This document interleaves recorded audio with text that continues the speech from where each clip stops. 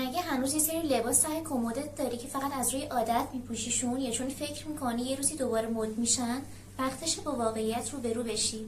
امروز قراره بریم سراغ 5 تا از ترندهای قدیمی که دیگه نه ترندن نه خوش استایل و راستش بعضیشون الان واقعا خنده دارن. بیایید با این شروع کنیم. شلوار جذب خفه کننده، اون شلوارایی که باید یه ساعت لیلی کنی تا پاشون کنی و بعد چند دقیقه بشینی که نفس تازه کنی. یه زمانی همون فکر میکردیم اگه خون تو پات جریان نداشته باشه یعنی خوش تیپی، ولی الان دیگه شلوارای آزاد، بگ و استریت برگشتن که هم خوش فرم‌ترن، هم استایل‌تر و هم زنده تری. اگه هنوز اون شلوار رو داری یه دقیقه سکوت برای پاهات. آیتم بعدیمون کفشای لژر سنگینه. یادت اون کفشای لژری که فکر می‌کردی قراره باشون بری ماه نوردی؟ یه چیزی بودن بین کفش، آجر و سکوی پرتاب. بعضی هنوز فکر میکنن قد بلند شدن به هر قیمتی خوبه، ولی نه به قیمت افتادن از پله با صدای قورچ. کامنت کن اگه یادت میاد با همچین کفشی رو آسفالت راه رفتی و صدای تانک میدادی. آیتم 3 لباسهای نئون فسفوری. نئون فسفوری؟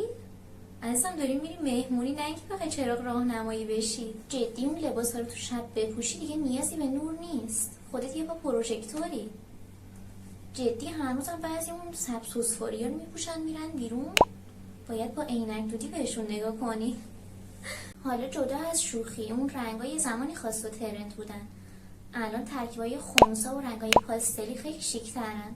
آیتم 4 کت جین با نگین و پر. این کت جینا هم یه زمانی ترند بودن. نگین، فولک، پر، انگار داشتیم با یه پرنده فشن رقابت میکردیم.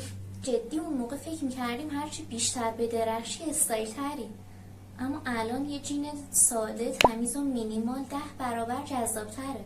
آیتم 5 ست کیف و کفش تردار شلوغه. ببین ست کردن خوبه ها، ولی نه وقتی که طرح کیف ببره، کفش پلنگه، رنگش هم بنفش جیغه. یه بار یه نفر رو دیدم انقدر ست شلوغ بود حس کردم دارم به یه قالیچ زل میزنم. درست مثل این عکس. تردار شیک داریم، تردار کابوس شب امتحانی هم داریم. الان چی ترنده؟ کیف ساده با فرم خاص، کفش با بافت متفاوت. نه اینکه دوتاشون با هم یهویی فریاد بزنن ما ستیم. مد میره و میاد، استایله که موندگاره. نه ترس از اینکه یه چیزی قدیمی شده، نه ترس از اینکه دیگه باش حال نمی‌کنی. این ویدیو فقط برای این بود که بگم یه سر به کمدت بزن، شاید هنوز داری به خاطرت گذشته زندگی میکنی. حالا تو بگو کدوم یکی رو هنوز داری یا فکر میکنی چی باید به این لیست اضافه میشد؟ بنویس تو کامنت. راستی اگه از ویدیوم خوشت اومد لایک و سابسکرایب کن که استایل بعدی رو از دست ندی.